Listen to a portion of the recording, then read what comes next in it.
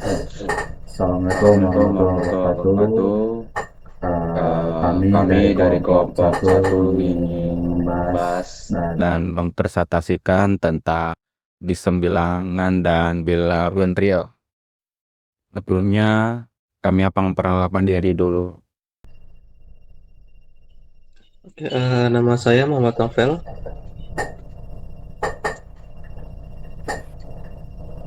Nama saya Zulfikar Alzaki. nama Nama saya saya Muhammad Resya Muhammad Rasya Malika. Malika. Nama saya Samuel Devano. Nama saya Felix dan Carlos Siburian. Oke. Sebelum kita mulai ke hal yang di sini saya akan membahas dulu apa sih sistem bilangan itu. Jadi sistem bilangan itu merupakan konsep di dalam matematika yang digunakan untuk menyatakan kuantitas pada perhitungan, pengukuran, dan pencacahan. Maksudnya, nah, di sini kalau kita lihat itu sistem bilangan itu dia nggak bisa berdiri sendiri ya. Jadi dia ada hierarki atau tingkatannya. Dari yang paling puncak yaitu bilangan kompleks. Lalu bercabang ke bawah ada buah bilangan imajiner. Di imajiner itu gimana sih? Jadi sebagai contoh aja bilang data bilangan imajinasi. Bilangan Bilangan imajiner imajiner itu itu bilangan yang bilangan yang didefinisikan didefinisikan sebagai sebagai akar kuadrat akar kuadrat dari suatu dari bilang suatu negatif. bilang negatif. Jadi misalkan Jadi kita misalkan punya kita nilai punya nih. nilai nih. Oh ya, Oh sebelum ya, itu sebelum itu imajiner ini punya imajiner ini punya salah satu salah satu syarat yang syarat yang dimana jika dimana dia jika dia akar minus 1 yaitu ini sama dengan I atau kita I sama dengan nilai dasarnya itu adalah akar minus 1. Nah, jadi kita misalnya punya nilai nih, yaitu akar minus 9. Kan yang mungkin kan kalau minus itu di akar, di sebelum itu kita pejam dulu menjadi akar 9 dikali minus 1. Lalu dipecah lagi menjadi akar 9 dikali akar minus 1. Nah, sehingga berapa? Hasilnya 3i. 3 itu dari akar 9, sedangkan minus 1 itu yang tadi ada diatur awal, yaitu i. Jadi jawabannya itu 3i. Seharusnya ini ada bilangan real, eh, bilangan real, cabang lagi menjadi rasional dan bilangan yang irasional. Nah, rasional itu kurang lebih bilangan yang bisa ditulis dalam bentuk pecahan. Misalnya 2/7, 1, 5, dan sebagainya. Kalau rasional ini sebaliknya. Bilangan yang nggak bisa disebut dalam pecahan atau nilainya tak terbatas, unlimited gitu. Jadi contohnya itu kayak pi, lalu akar, lalu misalnya akar 5. Nah, akar 5 itu kan kalau dihasilkan kan bisa ya, itu kan 2, sekian berapa itu nggak ada habisnya. Ini bisa disebut sebagai rasional. Lalu di rasional ketika kami dan ada pecahan dan bilangan bulat. Yang pecahan itu seperti tadi sebutin kayak 1/2, 3/4, dan 2/7 dan sebagainya. Lalu yang selanjutnya ada bilangan bulat dipecah menjadi bulat positif dan bulat negatif. Caca bulat positif itu seperti ya 1, 2, 3 dan seterusnya. Lalu selanjutnya ada bulat negatif, sebaliknya dari sisi kiri minus jadi minus 1, minus 2, minus 3 dan selanjutnya sampai lanjut. Jadi bilangan caca bercabang lagi ke bawah menjadi bilangan asli, bilangan nol. Nah, bedanya bilangan asli dan bilangan caca itu kurang lebih hampir mirip. Bedanya bilangan caca itu dimulai dari 0 sampai seterusnya. Sedangkan bilangan asli itu nah tuh perlu dipecah lagi menjadi komposisi 1 dan prima. Nah, di sini ada notasi bilangan nih. Jadi bilangan kompleks itu dinotasikan sebagai C. Lalu yang kedua ada himpunan bilangan real ini dinotasikan sebagai lambang R. Yang ketiga ada himpunan bilangan rasional dinotasikan dengan Q atau quotient. Dan yang keempat itu ada irasional. Itu tuh himpunan bilangan bulat yang dinarasikan dengan Z. Dan himpunan bilangan seri itu hasilkan dengan angka. Bilangan imajiner. Dibahas itu. Pentingnya adalah bilangan imajiner dengan bilangan real. Kita bahas bilangan imajiner. Bilangan imajiner merupakan pangkat genap dari bilangan reduktif. Bilangan imajiner dia dinarasikan dengan I pada bilangan yang merupakan pangkat genap dari suatu bilangan negatif. Nah, tidak jelas sifatnya apakah positif atau negatif. Seperti yang tadi sudah saya sebutkan, dia itu punya syarat yang dimana nilai dasarnya adalah akar minus 1. Jadi kalau kita punya contoh nilai akar minus 4, jawabannya 2i. Jadi pecah dulu deh. Min 4 dikali minus 1 dipecah lagi. Ya 4 dikali minus 1 dipecah. Baru diapat. Dari 2i. Dan next. Ini ada sedikit analogi dalam jurusan kita dalam bahasa pemrograman. Jadi analogi bilangan imajiner itu dalam konteks informatika yang mudah dipahami orang awam tuh kayak Google Maps. Jadi kalau bilangan biasanya hanya punya satu arah, misalnya lokasi, nilainya itu 5. Itu seperti kita tahu rumahnya 5 kilo ke depan. Kita belum tahu nih rumahnya ke kanan atau ke kiri. Dan bilangan imajiner itu kayak ngasih 2 arah sekaligus. 3 tambah 4i. Artinya 3 itu untuk langkah ke samping dan 4 itu 4 langkah ke atas. Nah, dalam informatika ini tuh mirip kayak Google Maps, desain grafis atau posisi kanan di layar. Untuk programnya ada lagi, itu untuk X yang ke kanan itu nilainya 3 dan Y itu ke atas nilainya 4. Oke, sini saya ada sedikit informasi tentang yang tadi bilangan imajiner. Jadi ini bahwa dalam analogi pemrograman itu kita dipakai untuk sistem koordinat 2 arah X dan Y sekaligus seperti pembuatan game engine, grafis 3D atau pemetaan lokasi objek bergerak. Ini ada visualisator bilangan imajiner.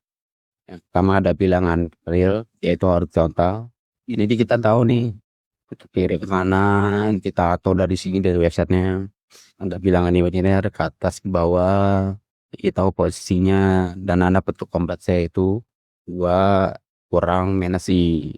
Kalau 2 ke atas tidak positif, 2 tambah tinggi itu. Oke. Selanjutnya akan dibahas oleh teman saya. Kita mulai dulu untuk penjelasannya. Untuk bilangan real yaitu merupakan semua bilangan yang ada di garis bilangan yang positif, negatif, 0, pecahan, desimal, yang dimana jika dikuadratkan hasilnya tidak pernah negatif. Dan itu ada beberapa sifat bilangan real, yaitu dapat dinyatakan dalam sebuah garis bilangan, menentukan sifat medan, lapangan, gelanggang dalam operasi plus dan X. Selanjutnya dapat memenuhi sifat urutan. Next. Dan lanjutan sifat bilangan real, itu dia bersifat komutatif, bersifat asosiatif, bersifat distributif, identitas, dan inverse terhadap perkalian. Dan contoh dan sifat urutan bilangan real itu yang pertama ada trikotomi, transitif, adiktif, dan multiplikatif. Next. Bilangan real bukan 0. Apa sih yang disebut bilangan real bukan 0? Bilangan real bukan nol, itu dibedakan menjadi bilangan real positif dan negatif.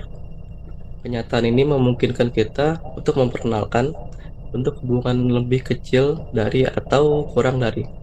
Selanjutnya, hubungan kurang dari atau sama dengan S atau sama dengan kurang dari, dan lebih dari atau sama dengan definisikan sebagai berikut.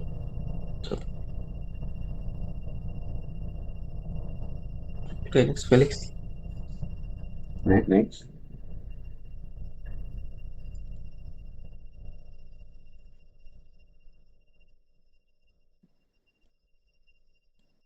Masih baca nih. Analogi dalam bahasa pemrograman. Analogi bilangan real dalam informatika ya, yang mudah dipahami orang awam adalah seperti progres download atau baterai HP. Bilangan real adalah bilangan yang bisa dimiliki, yaitu angka bulat, desimal, contohnya 3,5 atau 95,6. Kenapa penting dalam informatika? Bilangan real digunakan komputer untuk hal-hal yang membutuhkan ketelitian seperti persentase, suhu, kecepatan internet, koordinat GPS, grafika komputer, AI, dan simulasi. Karena komputer tidak selalu bekerja dengan angka bulat saja, maka bilangan ini membantu sistem mendukung data lebih akurat dan detail. Nah, analogi sederhana yang seperti tadi baterai HP dapat dilihat di presentasi baterai, yaitu seperti 75%, 7,5%, dan semua itu ada bilangan real karena memiliki nilai desimal dalam pemrograman.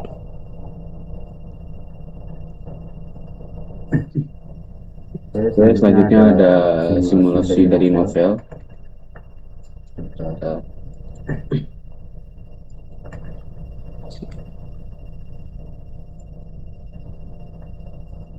Coba jelaskan novel ini gimana? Baik. Untuk simulasinya yang di bilangan real tadi, semua bilangan yang dapat dinyatakan dalam bentuk desimal. Maka sifat yang pertama itu dapat dinyatakan sebagai pada garis bilangan secara kontinu, dapat memenuhi hukum kuantitatif, asosiatif, dan distributif. Seperti ini.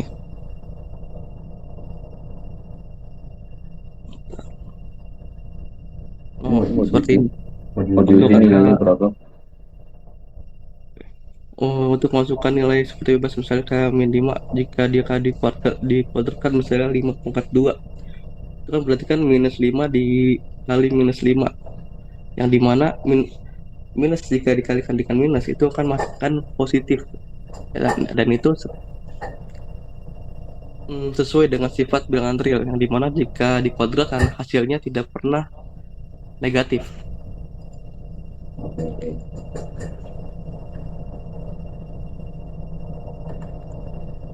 Selanjutnya akan dibaca oleh Felix ya.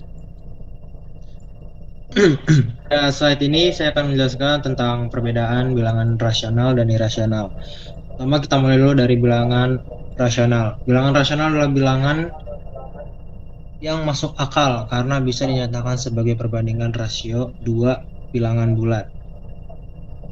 Misalnya A per B dengan syarat penyebutan tidak nol, karena bisa dituliskan dalam bentuk pecahan. Bilangan ini sering dianggap lebih masuk akal atau mudah dipahami. Contoh bilangan rasional antara lain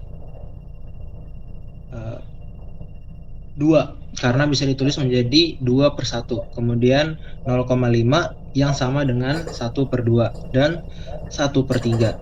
Jika ditulis dalam bentuk desimal, bilangan rasional akan memiliki desimal yang berhenti seperti 0,5 atau berulang secara teratur seperti 0,33 dan seterusnya.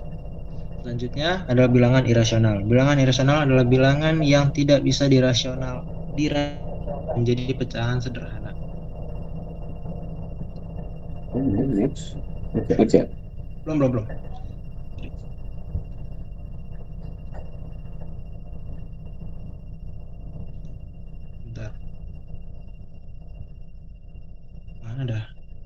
Sorry. Oh, antara 25 ya, jika ditulis dalam bentuk desimal, angkanya akan terus berlanjut tanpa akhir dan tidak memiliki pola yang tetap. Contohnya adalah pi, akar 2 dan bilangan e. Misalnya nilai akar 2 adalah sekitar 1,4, 14213 dan seterusnya. Dan angka di belakang komanya terus berlanjut tanpa pola tertentu. Next.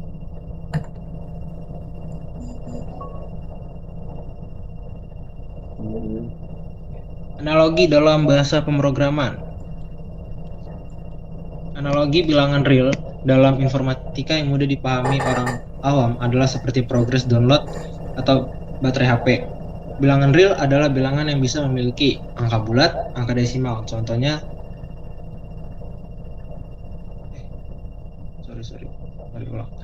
sorry. Analogi dalam bahasa pemrograman. Analogi bilangan rasional dalam konteks informatika yang mudah dipahami orang awam adalah seperti kuota internet atau kapasitas penyimpanan komputer yang bisa dibagi dengan jelas dan teratur. Bilangan rasional adalah bilangan yang bisa ditulis dalam bentuk pecahan atau desimal yang berhenti maupun berulang. Contohnya itu ada 0,5, 0,25, 1,75, 0,333 dan seterusnya. Dalam informatika, bilangan rasional sering dipakai untuk presentasi baterai, ukuran file, kecepatan internet, nilai rata-rata, diskon aplikasi belanja, atau progress loading. Contoh programnya, di sini ada diskon sama dengan 0,25, harganya itu ada di 100.000, hasil sama dengan harga dikali diskon. Di sini 0,25 berarti 25%, termasuk bilangan rasional karena bisa ditulis menjadi 0,25 atau 1/4. Kesimpulan sederhananya, bilangan rasional dalam informatika dapat dianalogikan sebagai angka yang bisa dibagi dan dihitung dengan rapi oleh komputer karena nilainya jelas dan teratur. Bilangan rasional sangat sering digunakan dalam bahasa sehari-hari di dunia teknologi. Next. Terima kasih. Itu kan ada 2 bahasa analoginya, nggak dilanjutin aja. Akhir Oh, baru sorry. baru Oke, yang rasional.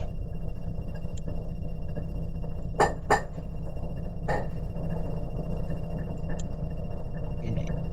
Analogi dalam bahasa pemrograman. Analogi bilangan irasional dalam konteks informatika yang mudah dipahami orang awam adalah seperti progress loading yang tak pernah benar-benar berhenti menghitung angka di belakang koma.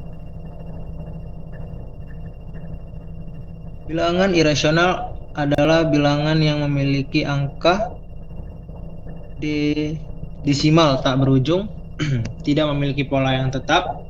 Contoh terkenalnya itu ada angka pi 3,14 dan nilai-nilai seterusnya. Analogi dalam informatika, bayangkan komputer sedang menggambar lingkaran pada aplikasi desain atau game. Untuk menghitung lingkaran, komputer memakai nilai pi.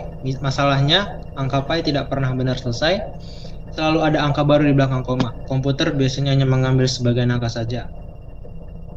Padahal, nilai aslinya masih terus berlanjut. Contoh dalam informatika, saat membuat game, animasi lingkaran, GPS, simulasi fisika, AI, grafika komputer. Komputer sering memakai bilangan irasional seperti pi, akar 2, dan akar 3.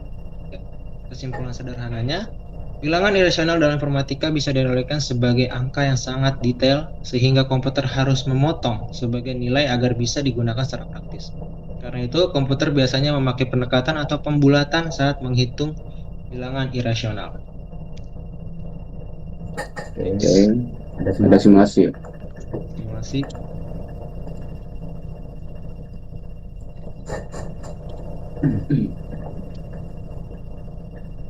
Satu per 3, Ras.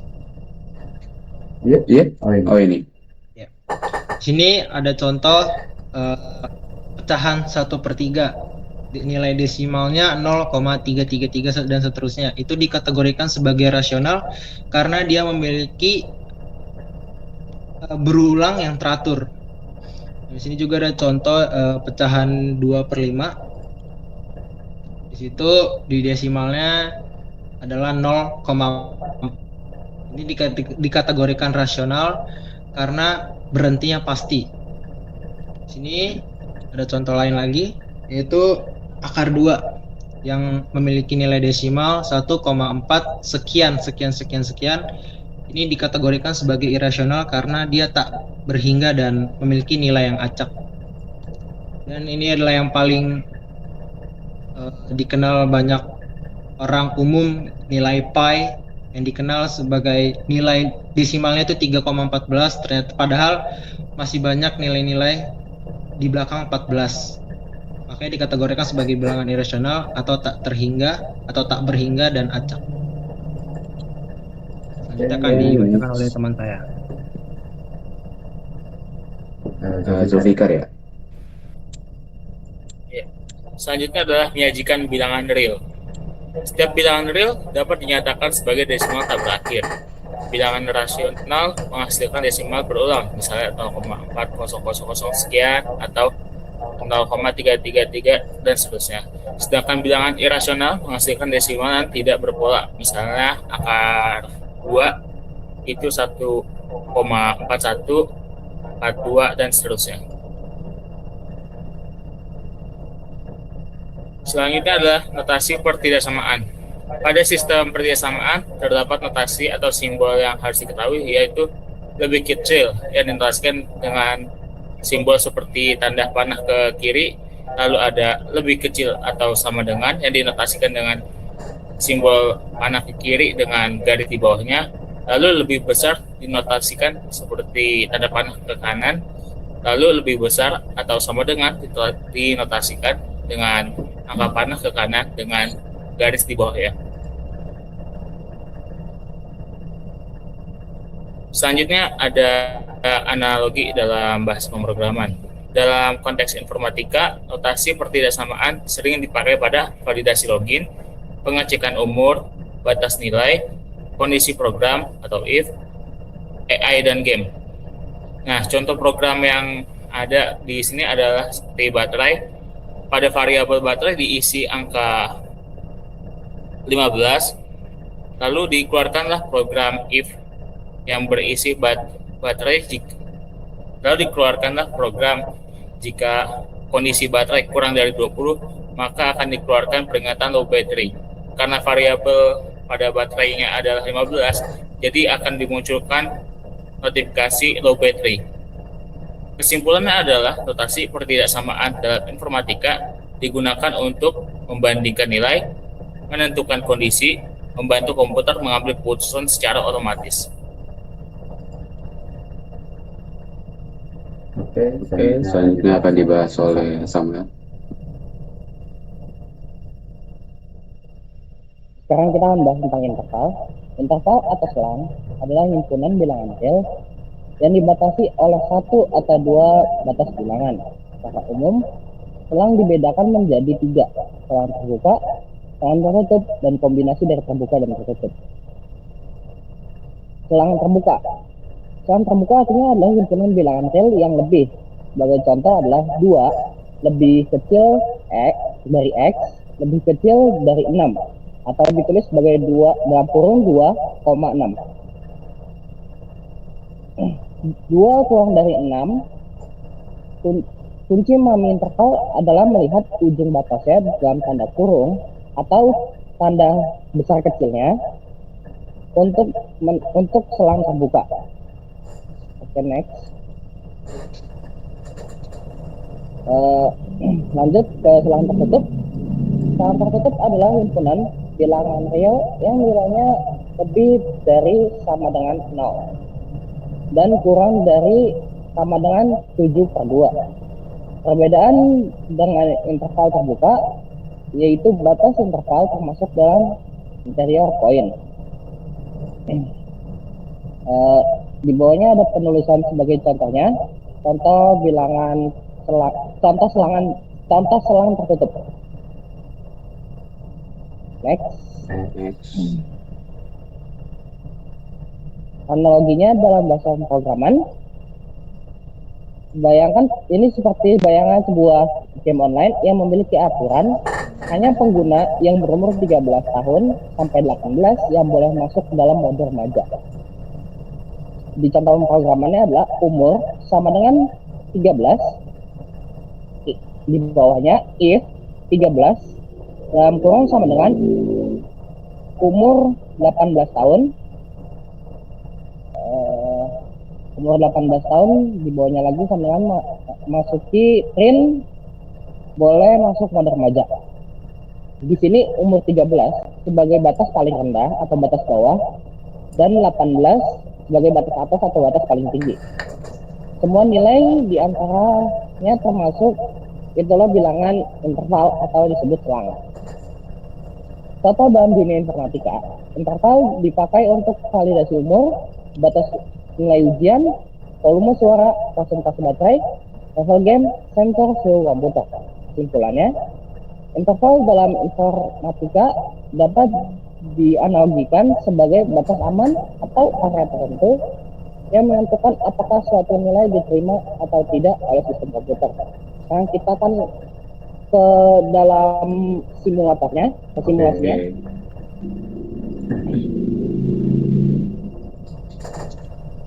Ya,